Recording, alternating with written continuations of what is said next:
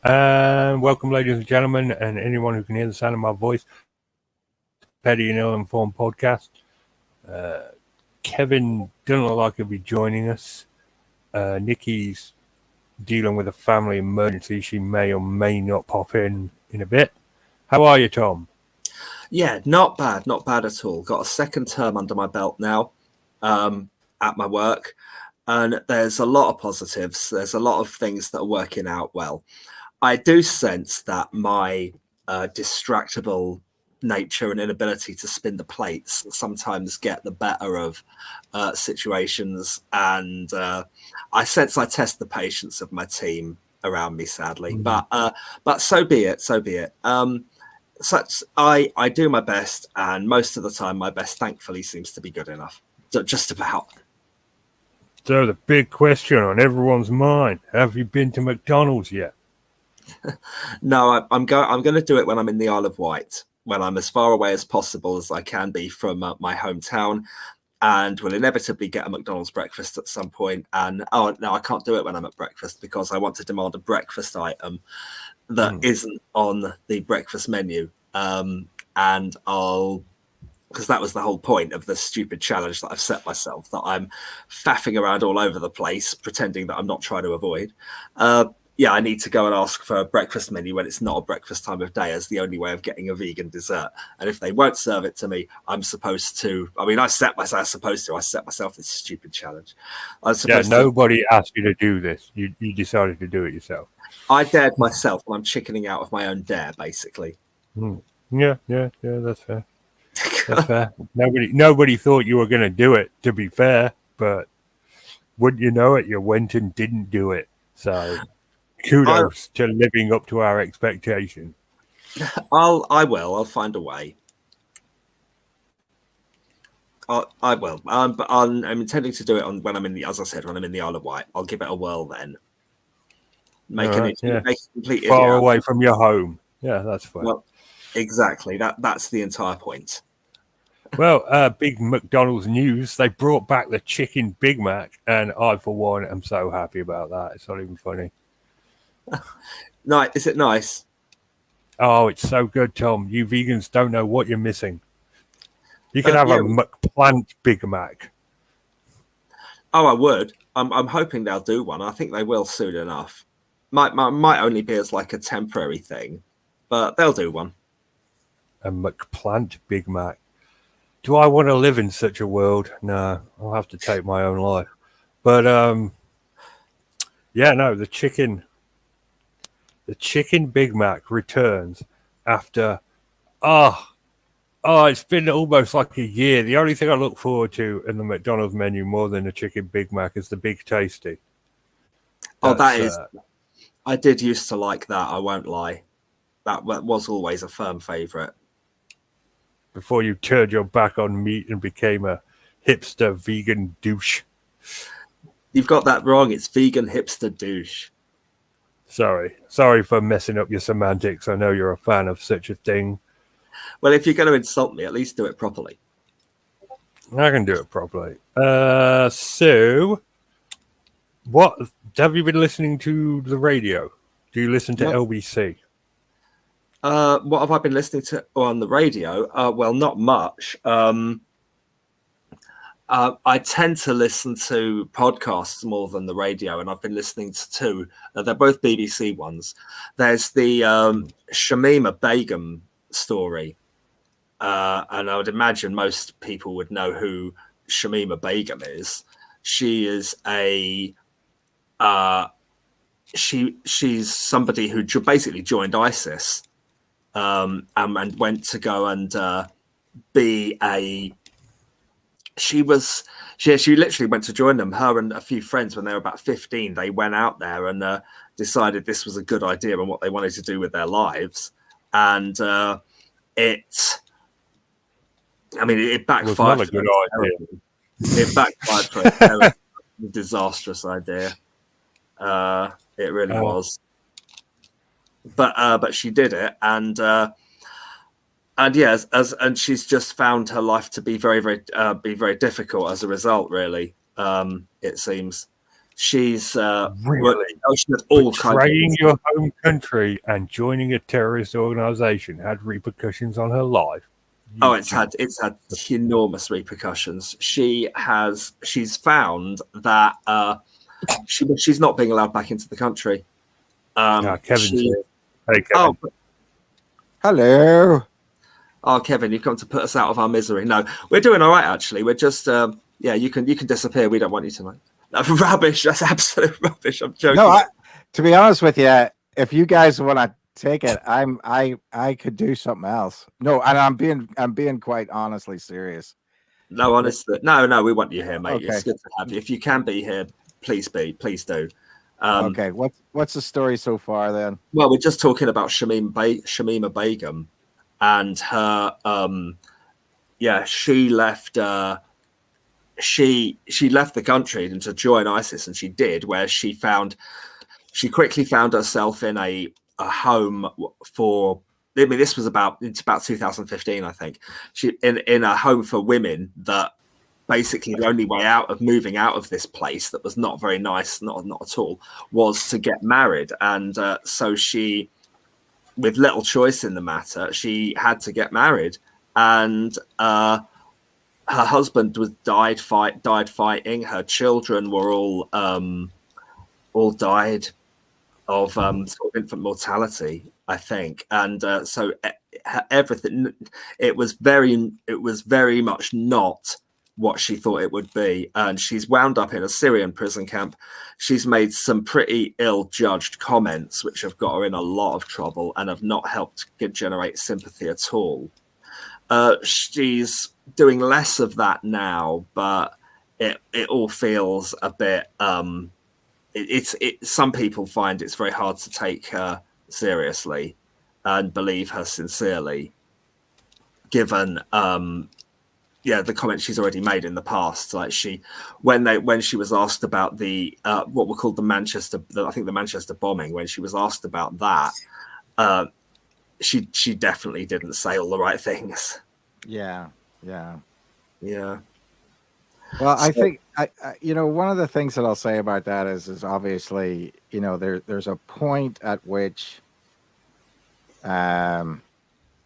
you've got to either reassociate these people back into society or not. I mean, the thing. Good point. Well made. Well, I mean, the thing that I would say about that is because like you can't separate just because these people are Islamists. That I mean, it's not. We locked up terrorists, quote unquote, terrorists in Northern Ireland, both left, right, center. You know what I mean? Yep. In 8 block. We did all that. We kept them in there, and then the Good Friday Agreement came, and then we let them all out. And so, at what point in time do you find these people to be really rehabilitated or not? That's the issue. I mean, don't we still have people in Guantanamo Bay that have never been to trial, for example? I mean, this many years after. And so what do you do? I mean, if you did you I mean, I don't know, Tom, maybe but I mean, do you take your passport to Islamic State and then surrender it? Is that what I mean, do you send it back and say I renounce my citizenship or whatever? Well, I think what happens, the country has to decide whether or not to repatriate you. And right. What seems to have happened is, well, no, there's no seems to about it. What has happened is the British government have refused her re-entry into the UK. Right. They take the risk. Pardon? Right. Well, take the risk. It could be a double agent, Yeah, they're choosing not to. Now, her lawyers. I don't know how she affords lawyers. It might be her family paying. I'm not sure.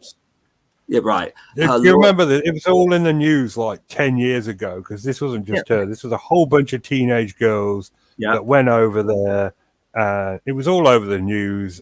And, well, you know, my dad famously said that's going to bite them in the ass 10 years from when they grow up and they want to come home and we won't let them. Right.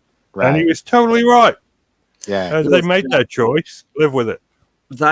That's one point of view. Another point of view is that they argue that they were sort of groomed and trafficked, basically. Right. They were trafficked. Groomed, okay. I'll grant you groomed. Yeah, but the thing that I'll say about that, Richard, is one of the things that, you know, I think at a certain age you say that's not possible or whatever.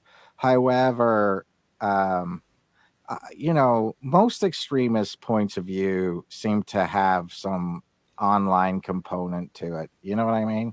It's and I mean that's not always the way it was, but it seems to be the simplest, most cost-effective way to get to people anymore. Is of course this idea of social media pointing you to things that you don't necessarily think that you are involved in, but when you ask a certain, I mean, it profiles you very, very quickly. That's for sure.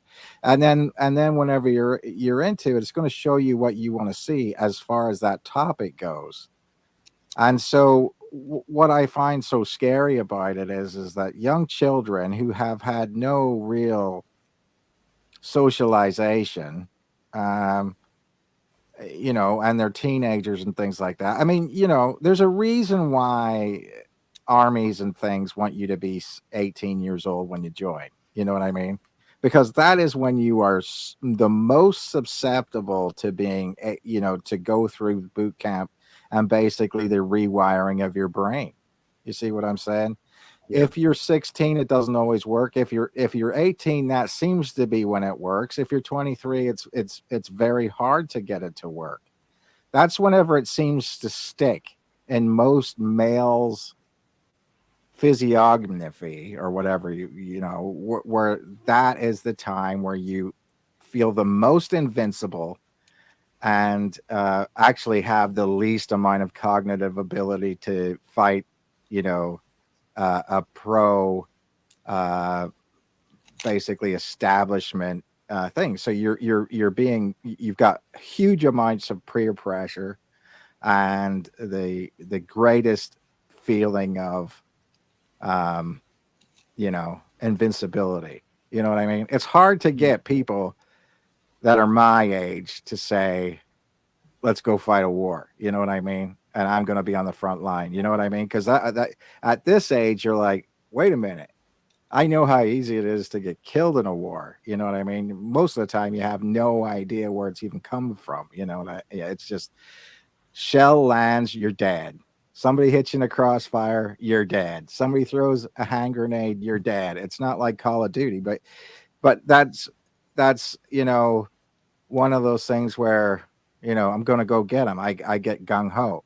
And so it's easy to, in my mind, sort of get these folks to feel like that's whenever we're going to do it. That's when I'm the most patriotic. That's whenever I'm going to do things. But they really are groomed, in my opinion. I mean, you can look at it as grooming is a thing, right? Yeah. There's negative grooming and quote unquote positive grooming.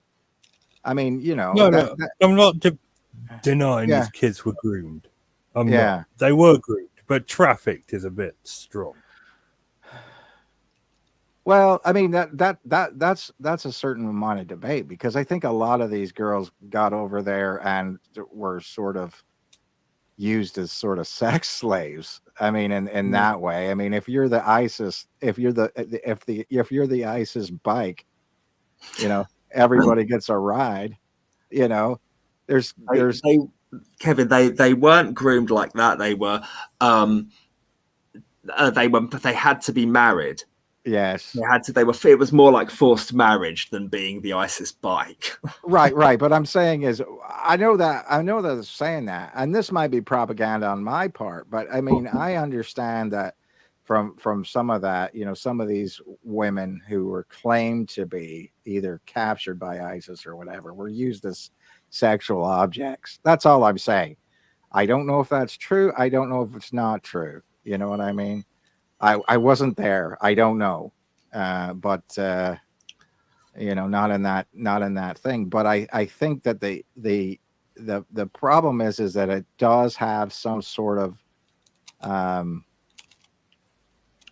pull, because there was American boys and girls who went to fight for ISIS as well, and basically weren't Muslim. You know what I mean? All of a sudden they're making the conversion to Muslimism or Islam, and then they're moving there.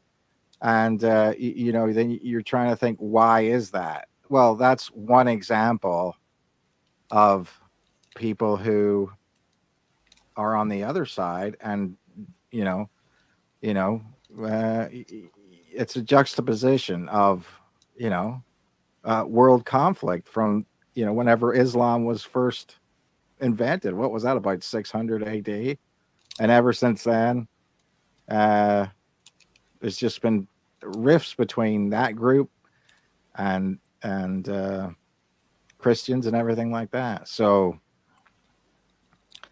I don't know. It's an old conflict, and I don't know how you're going to do it. But everybody's really afraid of radical Islam. But I would say, due to my feelings about Northern Ireland, radical Christianity is just as scary. I mean, radical anything is scary. Yes, exactly. Yeah. If you were a radical atheist, that would still scare me. A radicalized atheist, yeah, because you'd blow up any religious establishment. Yeah, you'd say, yeah, this is totally pointless. Well, anyone who's a fanatic and radicalized is a dangerous individual. But that's the thing. We don't really know how to de-radicalize populations. You see, what I think is interesting is, like, say after World War II, just because there was an SS unit, and at the Nuremberg trials, that I don't know if you know this, the SS unit itself was a defendant. You know what I'm saying? So those 100,000 people, or however it was, were, quote unquote, a defendant. And basically that let everybody else in the Wehrmacht, or whatever you want to call it, off the hook, even though arguably they were still radicalized Nazis. But you didn't have to, we couldn't figure out how to Nazify all these different people. So some of them got slapped on the wrist, some of them got thrown in jail. A lot of the head guys got done, but some people who did some pretty horrible things got away with it. And we shook our hands and said, that's great. A lot of them, and that's the problem. How do you I don't think we know how to take over a population and neutralize that idea. I mean, when I was learning, tactics about insurgency and things like that, it was basically put to me like this: you fight a war against people who are, insurgents or have a political idea or whatever. It's going to be a 10-year conflict at minimum. And then if you can drag in their kids, then it becomes a generational thing. You see what I'm saying? So, yeah. I mean, that's true of Northern Ireland. It's true of Islam. It's true of a lot of different things. I mean, I remember when we started, bombing weddings with drones. I said, well, or taking people to Guantanamo Bay. I said, well, if they weren't terrorists, they are now. You know what I mean? We just made them terrorists. And that's just, I mean, that's just the way it is, because these things are so complicated. Because at that point, and I'm not saying it's right or wrong or anything like that, but when people feel an injustice, whether we feel like it's good or bad or whatever, then they rise up and they don't want to take it. I think this is the political situation that we have to deal with a lot of times. So I mean, a lot of times we'll say, well, why don't we do this, and why don't we do that, and why don't we do this? Because we don't have a really good history with this kind of stuff. Okay, so Kevin, do you have an opinion as to whether or not Britain should repatriate Shamima Begum? That's a tough question for me, because I would say no. Once you renounce this, I mean, here's the thing. No, Tom, I'm going to say it from how I was taught about it. Yeah, I noticed that. I mean, when I was growing up, I considered myself to be, and I believe that the passport said, I am a subject of the crown. I realize that my monarch is Queen Elizabeth II. I understand that. It wasn't put like I'm a citizen of the country. I am a subject of the Queen. And therefore, to renounce the Queen is, an act of acting against the monarch, even though we have a constitutional monarch and everything like that. It's a little bit different from the idea of I'm a citizen of X. If for example, you can renounce your American passport by sending it in to the government and saying I renounce my citizenship, or making a formal declaration of that. And that same thing in Ireland. But it's almost like acting against the crown is an act of I don't know, not maybe treason. I don't know if that's the right word, but I mean, I do get know what you mean. Yeah, but so, I mean, I think that it is a massively big deal. Only two. I have three major thoughts. First one is, part of me agrees with you and says you made your bed, you lie in it.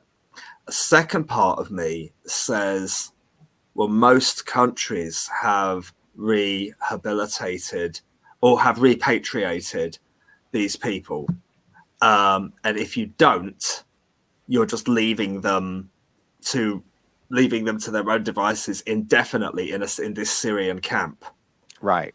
Which is, I mean, it may sound silly to try and extend any humanity whatsoever to someone who's joined ISIS, but she hasn't actually killed anyone herself, at least.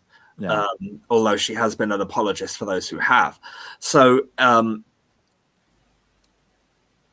third, and so by and large, I'm no expert, but I used to be a member of Amnesty International, and if I had to have an opinion, I mean, I sit on the fence on most controversial things, but if I had to have an opinion, I don't think the decision you make when you're 15 should define the rest of your life. Right. I do agree with that, but I mean, Britain in my opinion has a little bit of a, if you understand that the Queen is the head of state and also the head of a religion, and by you see, this is where it gets complicated. You see what I'm saying? Yeah. So if you've renounced, I find it very difficult to come to an opinion. I'm very split, but ultimately that's the way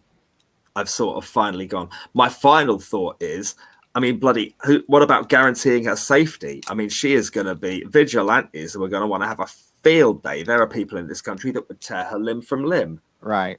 Well, I think that's, I mean, the Queen comes, I mean, the King actually, no, I would come up with an an honors list. Maybe that would be the way to do it, was, to appeal to, royalty, to say, do you get a pardon or not. Let them make the decision. I mean, that's an interesting take on it. Yeah, let them make the decision. If they don't want to do it, they don't want to do it, and if they want to do it, then they want to do it. But part of the problem is with as we move into a monarchy that has become, again, more political in its stances as far as what we should do and where we should go and everything like that, as far as greenhouse gases and all that. Make them make a decision. Make them make a decision on it. And if they choose to pardon them, then that's fine. I'm going to kibosh this because there's a couple of things I want to talk about, and this has gone on for 20 minutes now. We're of the opinion, Kevin said no, you said yes. I say no as well. Either she's been groomed, in which case she's radicalized, can't trust her, or she genuinely made her own choice, in which case she made a choice, so she should live with it. That's where I fall down on it. So the next topic is, before we move on to the next topic, you don't watch EastEnders, do you, Tom? No. Good. This week has been cringy as hell. And I have a microphone. I've got my own podcast, so I'm going to whine about it. All right. This week has been cringy as hell for EastEnders. It has caused me physical pain at parts with the cringiness. We had Keanu's. Even thinking about it. Oh God, it hurts. You're going to have to explain it, brother, because I haven't watched it for this week. We start at the beginning of the week with Keanu proposing to Sharon. And if it was just a proposal, okay, that would be fine. He decides to do it at the grand opening of a boxing gym in the middle of the ring when they're not even a couple. And I was just like, this hurts. This causes me pain. And then we have Sam. Does she say, what does she do? So what does she do? She just look all awkward and say, I can't. Yeah, it's so awkward. So awkward. And does Phil jump up and say, "Oh, mate, you can't ask my girl out"? No, or has Phil gone? He's committed to the whole cat thing. He don't care. But they're a couple now. It ended with them being a couple, and then we had Sam's awkward ass kiss with Alfie, and I'm just like, no, don't push these two together. This isn't right. Stop it. We have Patsy Kensit, who's had so much plastic surgery, she looks like a bloody Barbie doll. It just hurts to look at. It's just been like one of the roughest weeks on EastEnders, and I wanted to whinge about it for a couple of minutes. I've not been happy. I've not been happy about it at all. They need to pull the lead out next week, let me tell you. Well, what would you think? What would you think would be a good storyline? I mean, obviously they're trying to develop things for the summertime, I'm guessing. Oh yeah, well we've got that big thing. Right, they've already developed stuff for Christmas this year. They did that in February, and I'm like, why? But what would be a good storyline? I'd like a murder with an actual payoff. Where it made sense who did it. Or I just want them to stop trying to go for it's the last person you suspect thing. Because I had that guy who beat up Ian last year, and everyone's like, oh, who is it? Who is it? And I'm like, it's obviously Sharon. She found the message. And everyone's like, oh, no, it's not Sharon. It can't be Sharon. And it turned out it was Sharon. Them going with the whole, it's the last person you expect. Like that Bobby and Lucy thing. I want an actual storyline with an actual payoff. That's what I want. And I want Martin and Stacey to get back together. Right, but what I'm saying is didn't the head producer come from Emmerdale just recently within the last 6 months? And that seems to be whenever you started to really not like it so much. It's not been good. It's been really depressing lately. We've had Whitney's. That was a horrible storyline. We got Lola's dying. That's another horrible storyline. And they were running them side by side. So it was like dead babies and then dying Lola. And it's just like, come on. There's a cost of living crisis. I want something upbeat. Right. Rocky and Kathy's relationship seems pretty interesting. I'm into that. I'm committed. I want Suki and Eve to get together. They still haven't done that yet. But they're kind of together now. They're having an affair behind Nish's back, and I'm like, no, get rid of Nish entirely. Nobody likes him. The actor's terrible. Let's just have Suki and Eve get together properly. I'm shipping the fuck out of them. Well, I don't understand. You see, when he was in prison, Nish, right? He was like all bad and malevolent and all that other stuff. You know, it's like basically sounded like he was coming back. He hated his other kid. You know, I can't remember his name now. The one that went to prison. Who was that? The eldest one. You know what I mean? Kira, yeah. I miss Kira. I had such a big man crush on that guy. He was so dreamy. Yeah. He was an attractive bloke. Did you want him to wrap his turban around you? Oh yeah. He looked like he looked like the bad guy in like Octopussy. You know. He did, but he was awesome. He was really good. And he left. And I'm just like, why? Why is he leaving? You know, all my favorite characters left last year, and I was bummed out about that. And now it's just these idiots and Keanu, and I hate Keanu. He's so wooden. He's like an emotionless piece of wood. And it's always the same. Well, he learned to act. I'm trying to emote here, but I just can't act properly. You know, it's so like difficult for me. Well, don't forget, he was a major character on Benidorm. Yeah. Well, that fell through pretty quickly, didn't it? Can't imagine why. So yeah, I'm upset about EastEnders. Now, moving on from that. Well, I listened to LBC. Yeah, it was First World Problems, which is Leading Britain's Conservatives, which is a radio show, and I'm quite a fan of that. And they had an interesting topic this week, which I want to talk to you guys about. I was hoping Niki would be here as well, but she's not. So, should God have a gender anymore? It did always strike me as weird that God was a man. I mean, does it sort of reek of patriarchy from eons past? Probably yes. Well, yeah. I think what's interesting about it is, obviously there was a lot of pre-Christian, pre-Judaic religions that had a female goddess. I mean, you know, whenever you look back. When you look back to, you know, like Sumerian times, you had goddesses like Ishtar and things like that, right?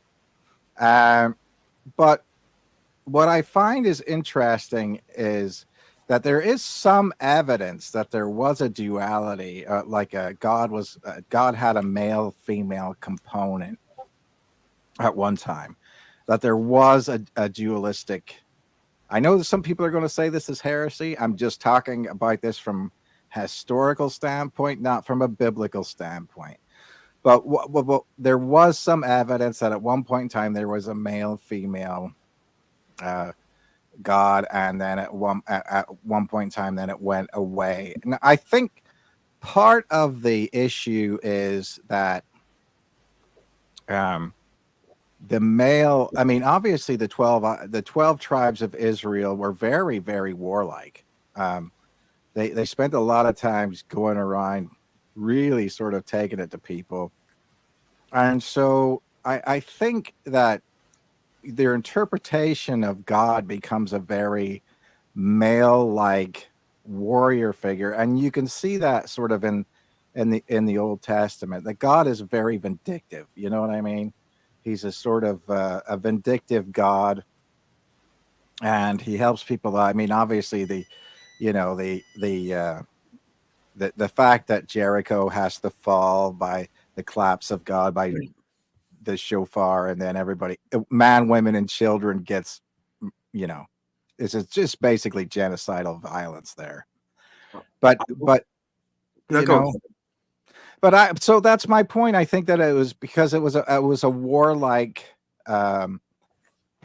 God. And so, in a way, whenever you bring in the New Testament and you make Christ a reflection of God, a part of God, as the Father, the Son, and the Holy Spirit are one God. That you have this sort of vindictive Father God, the younger sort of caring God, and then it's the Spirit. Now, Yeah, I've never thought of it like that. I mean, I think you tripped on this, or maybe accidentally, but it's father son. It's not even father daughter. I mean, imagine if it was mother daughter and Holy Spirit. And I think, for what it's worth, I'm not pagan, but I wonder what it would mean to pagans to be worshipping because a pantheon of gods and goddesses. right. Well, where they have gender like us. Well, the Celtic idea of the triple-headed goddess, and which is a goddess, the triple-headed goddess is past, present, and future. So you can look at that as Father, Son, and Holy Spirit. Now, I've said that to Christians, and they flip out whenever I say that, because the Celtic religion is older than Christianity. That's just the way it is. Yeah, and people flip out that could be one of those things. I mean, whenever you compare Christianity and some of the stories like Moses and the Ark to Gilgamesh, the Epic of Gilgamesh and things like that, they get pissed off. It's just like, well, this is one of those things where it is what it is. I can't help that. But this is the idea of the female. You've got the maid, the mother, and the crone. It's the same idea. It comes in threes. It's one of the reasons why we think 3 is a magic number. That comes from paganism. And whenever St. Patrick goes to pagan Ireland and tries to convert people to Christianity, the fact that he can take a shamrock and show that past, present, and future is the Father, Son, and the Holy Ghost, it's a direct lift. You see what I'm saying? Those people really don't have to change a lot of different things. They just slip right into it, And it wasn't really that. I mean, and a lot of people assume, well, St. Patrick was roaming around in the 500s, converted all of Ireland. That's not true. There was parts of Ireland that weren't converted, until the 910, basically the Norman age. I mean, there were places. I mean, the funny part about it is, St. Patrick came to Ireland, for example, and I know exactly where he landed and where he went, and everything like that. And parts of the places where he landed, where he was supposedly converting people, didn't become Christian until 700 years after he died. So it's all a bunch of fallacy in a lot of ways, and historically speaking, it's not very accurate. But we like to change things to fit Christianity. And this is probably why I can't teach in Florida. But I mean, because from that standpoint, it's a confusing idea whenever you start bringing religion into things, and that's fine. But again, I understand what it's like to have different religion in different schools and being taught a completely different history. I mean, I know an Irish guy from Northern Ireland who's Catholic, and sometimes he's my age, and sometimes we go down there and have a few pints. He owns a bar, of course. We talk about history and talk about how we learn completely, totally separate histories. And he's like, well, what do you about this? And I'm like, well, I don't know anything about that. And I said, because what about this? And he said, I don't know anything about that. It's like the old joke where there's a tour bus and the tour guide says, well, we beat the British here and we beat the English here. And somebody stands up and he says, well, didn't the English win any battles in Ireland? He said, not in my bus, they didn't. Pretty clever. So, yeah, I mean, that's it, right? I'm not going to tell you if they did. I mean, that's my point. And so, so they. Gender, I think is irrelevant. It's part of the problem with translation. Obviously, nobody wrote the Bible in English until much later. It was in Hebrew, Aramaic, or ancient Greek, and so the translation could be wrong. I mean, assigning gender to something later on is probably one of those things, and especially whenever you're assigning it to, a language, a Romance language that has genders in it. I don't know. I think there'll be pretty strong Hebrew words for mother and father, and Arabic words for mother and father and stuff. Right, I agree with you. I agree with you, but what I'm saying is that sometimes, like for example, I just was reading an argument about the coat of many colors, Jacob and the coat of many colors, and they actually went back to it and they said, well, using this translation, it could mean, a coat with a cuff on it, that it actually was just one color, and then there was like 6 different meanings that you could come up with from the one sentence that it was there. It's just people agreed with it.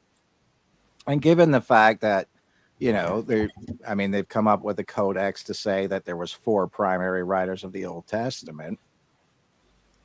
It's all a matter of opinion. Some people consider God to be just the universal force. I mean, what difference does it really make? It doesn't make any difference. I mean, it just pisses people off. I think it does subtly hint at legitimizing patriarchy. Well, absolutely. There's nothing really subtle about it, but yeah. Absolutely. So they should be the pronoun for God. What should? They. Possibly. Well, I don't know. I mean, I would understand that. I mean, the way that I looked at it is, God did this, God did that. I would try to take the pronouns out of it.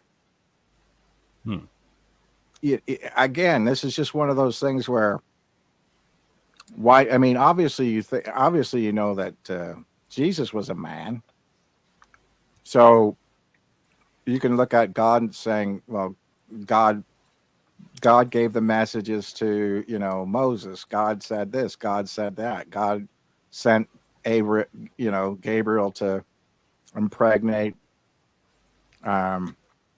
Mary Magdalene or whatever. Obviously.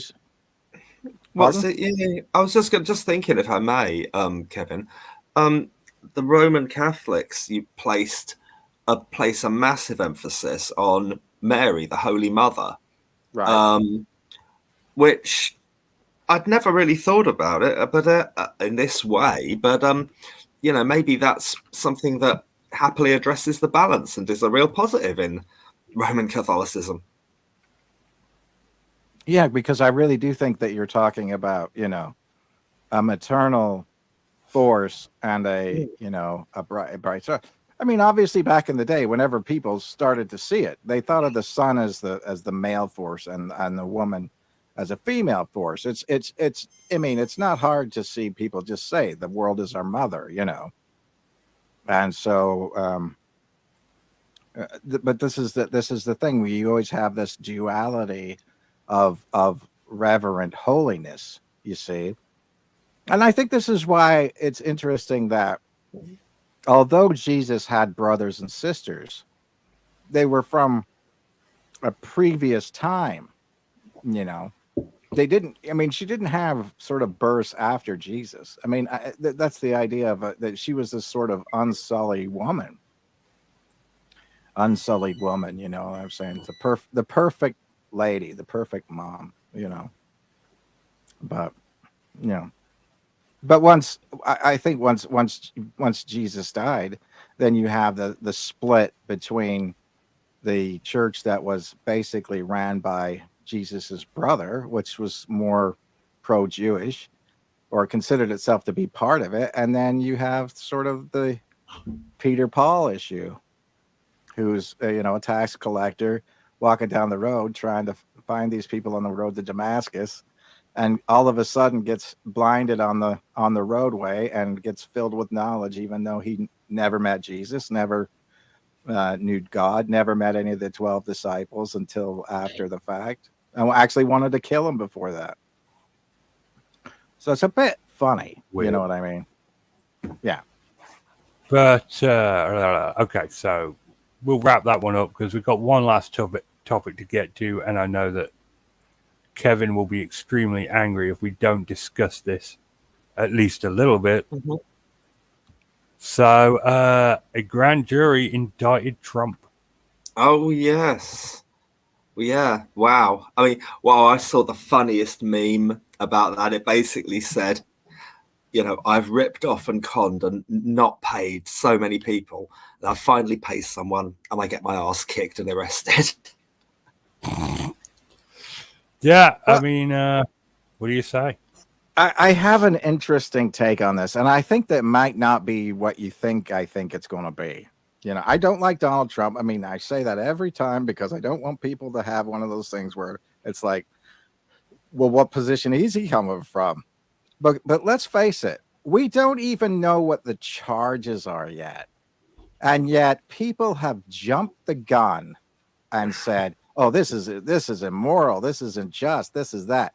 These people, I mean, these Republican politicians like that who are like Lindsey Graham and everybody else, I have my own theory about why they're kicking up such dust about it. Because I think that once the dam breaks, it's not just Trump they're going to be looking at on a lot of different things. And I don't think it matters to them about, paying Stormy Daniels or whatever. I think it matters to them whenever it comes to trying to affect the outcome of the election in Georgia.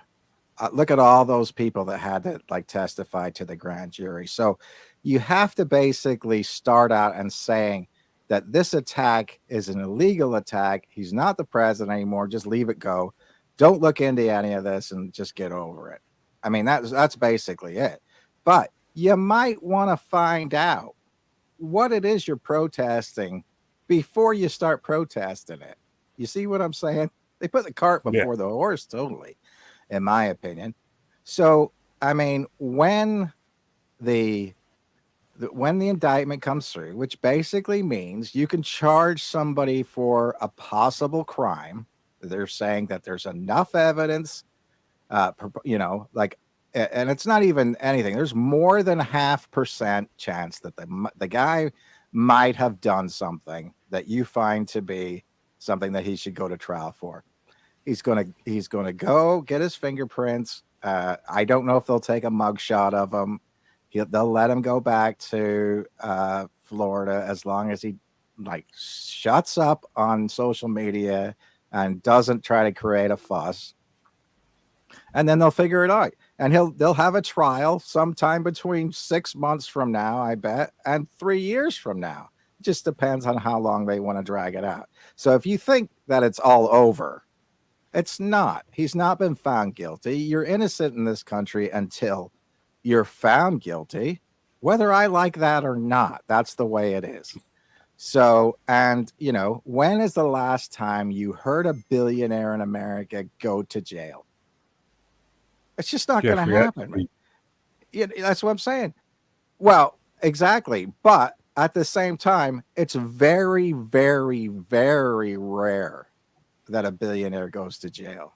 You know what I mean? I have a better chance of going to jail than Donald Trump, and everybody knows it. So, I mean, and that's it. That's just the way it is. So, he'll come, he'll do it, he'll go home. Everybody will be excited for a day or two or whatever. Everybody get worked up. And I'm just saying, hopefully nobody decides to do anything violent, because it's not worth it. It's not worth it at this point in time. It's not worth it to get involved. Well, yeah, I know. But what I'm saying is, if you've ever been arrested, as I have been, and if you've ever gone to court, as I have been, as I have done, the lawyers will hash it out. And if you feel like you're not innocent, you prove your case. And more than likely, if you have a reasonable doubt, you get off. That's it. You know, and you move on. And I ended up plea bargaining to like disturbing the peace, which is a misdemeanor, by the way. So the only time I've ever been in court is when I was summoned for jury service. Right. But I'm just saying, I mean, Richard, you've been arrested. I've been arrested. I mean, sometimes you just go through this and you just take it and you move on. That's the thing. You know, this whole idea of, you know, they're coming to get me. They're coming to go through me to get to you is the biggest amount of horseshit I've ever heard in my life. You know, Donald Trump is not protecting the average person in America from not getting arrested if they commit a crime. I'm sorry. I mean, he didn't even pardon the people who attacked the Capitol. Whenever he had pardon the Tiger King. Yeah, whenever he had 14 days to just give a blank, a blank pardon to everybody that was arrested or would be arrested on that, and he didn't do it.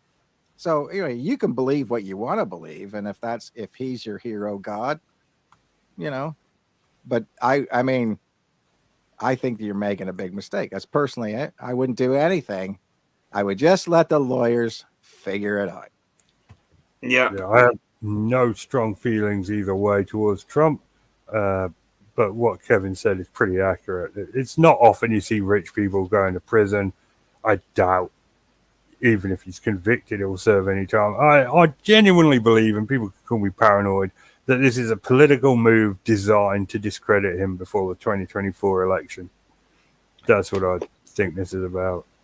So do you think that the Democrats could manipulate the police? Not the Democrats. I don't think the Republicans want him running. Oh.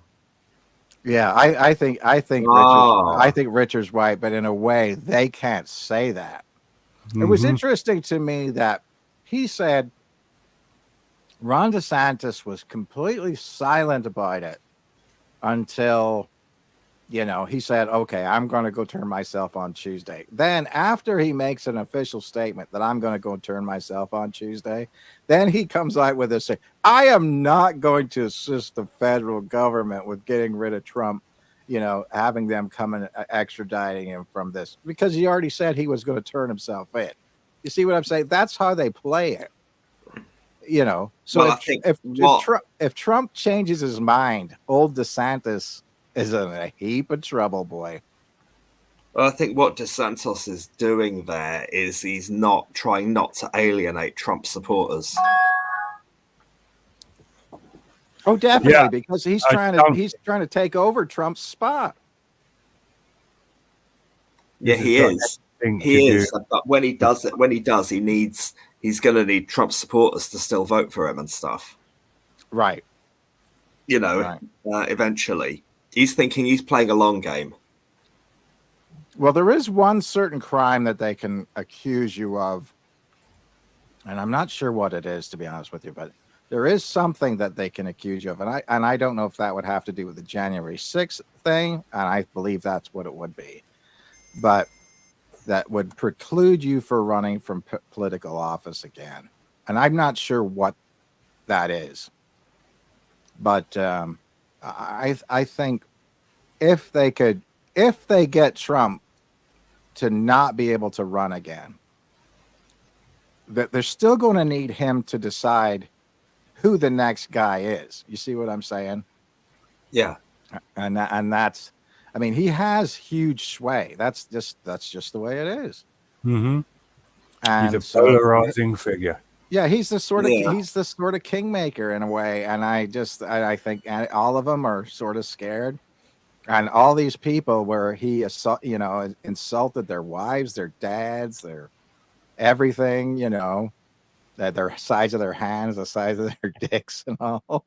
But you know, they all, they all kowtow to it because they realize that 25% of the Republican Party is just dead set on them, no matter what. Doesn't matter what the truth is. It just doesn't matter. And that basically makes a huge problem in a primary election, because in most states you have to be a registered member of that party to vote for that candidate. So therefore, I have to be a Republican to vote for the Republican candidate, that goes on the ballot for my state. And so the small amount of people who are hardcore supporters can totally sway it so that, you get a completely extremist candidate that then in the general election, whenever you're adding in independents, Democrats, people who used to be Republicans, people who are Republicans, people who are socialists, and people who are fascists, they're all voting, and that's how you get beat. You see what I'm saying? But they try to make it look like, oh, I won the Republican nominee by like all these different people. Well, it doesn't really matter. I mean, because there is a general election that happens, and surprisingly enough, well, not surprisingly enough, more and more and more and more people are voting in that because they're totally scared of the other side. And so the turnout is massive anymore. And so, I mean, that's the thing, right? Trump will always say, I got 7 million votes more than the time that I won before. Well, that doesn't matter if 30 million more people vote than the last time. You see what I'm saying? But they always show things with that sort of air of dishonesty, but it's actual honesty. You know what I mean? I've talked about this before, where you can start on a job on December the 31st, and then the next day on January 1st, you can say, oh, my experience in this job spans 2 years. If it's at the term of the decade, it spans 20 years, 2 decades. It's a long time in politics. Well, you see what I'm saying? It's just how you word it. Wording is everything. And so, part of the thing about it is they'll say, this is that, this is that. But I mean, I find it funny that all these people are saying, oh, it's like Stalinist Russia. No, he gets a trial. He's not in jail. He's not sitting in jail, being found guilty already with no chance of defending himself. That's not what's happening. He's going to defend himself. He's going to have every opportunity. If he gets the right lawyer, that's it. And to get 12 people to come to an agreement that says he's guilty, especially whenever you're Donald Trump, I think is very, very, very, very hard. There's going to be somebody that's a holdout that's going to say no, and they're probably going to have they're either going to have a hung jury or a mistrial or whatever, I would think, or they just want to find him not guilty. But it's exceedingly hard to find somebody guilty if there's any question about it. So I don't know what everybody's upset about. I really don't get it. Well, just it's topical, and he's a polarizing figure. People get angry, people get happy. I'm just you're never going to convince me that this isn't designed to interfere with him running. Well, it might be. It comes from the Republicans, not the Democrats. Well, that could be. But I mean, here's the thing that I'll say about that. He's not young in the tooth. And as much as he says he's got a godlike figure and he's healthy as a horse, he doesn't look healthy as a horse to me. I mean, he's a guy who's probably, 40, 50 pounds overweight. He eats a high cholesterol diet. He looks like he's stressed out all the time. He has to ride in a golf cart all the time. He can't really walk. Maybe he should just basically stop for his health before he just has a heart attack and dies, because, you know, and I would hate to Try say not to it. sound so hopeful, Kevin. No, but I'm saying okay, but I'm saying this. It's you know, it's not It's inconceivable that the person under that much pressure all the time wouldn't have a major coronary incident or a stroke or something. And on that happy note, I'm not saying I want to have that, but you know what? I secretly believe, just like you, that a lot of politicians do want that. oh yeah, I mean, he was a very popular dude, who still is. He could win another election, and he could serve another term as president. And I think that certain people in his own party don't want that to happen. There is evidence. There is a sort of evidence of text going between certain people that in the Republican Party that made huge speeches for Donald Trump, got off, sent somebody a text and said, "I just wish he would die. I just wish he would die." You know what I mean? Because they know they're under the boot. You know what I mean? So yeah, I believe it. All right, well, that'll wrap us up for this week. We will return next week, despite the hopes of many, where we will be discussing... Tom, what will we be discussing? Oh, I don't know. I will be around, but I don't know what we'll be discussing. I haven't got anything. I haven't got an ace up my sleeve. Have either of you guys? We'll see. He's supposed to show up on Tuesday and turn himself in. That might be completely calm, collected, and no problem, or else we'll have this. Will be the starting of the second Civil War in America. Oh, I know what we can. I know what we can do, and I've just come up with this off the top of my head. Things that are just really, really crap films, really crap albums, really crap flavors, really crap things you can buy in the supermarket that make you wonder what the hell anyone was doing whenever they invented it. No, things that fail. That's what we're going to do next week. Things that fail. Things that we find personally repugnant that's available for sale. Like crap flavored ice cream. Let's get the whole bloody lot of them and shove them in room 101. I'm not thinking people. No, not people. Because let's do that. The worst movie we've ever heard, the worst album we've ever heard, song, television show, food. Yeah. Things that you just, things where you not only do you not like them, but you cannot imagine why anyone else does. Things that should not. But you've got to justify it. Oh yeah, hell yeah. We'll do that. I'll be around next week and we'll do that. Wicked. Yeah. I like that. Oh, I love it. That's actually a really good idea. All right. That's going to be our topic for next week. Things that suck. Yes. Wicked. Podcasts you don't like the Patty and Illaford podcast, for example. Yeah. All right. But we're so bad you have to listen to it. That's the way I look at it. Yeah, we love all of you. Good night, SoFlo. Good night, Care Bear. Good night, Panda. Good night, Rod. Good night, Alan. Good night, anyone else who tuned in who hasn't said anything in the chat. Good night, everyone. Night, people.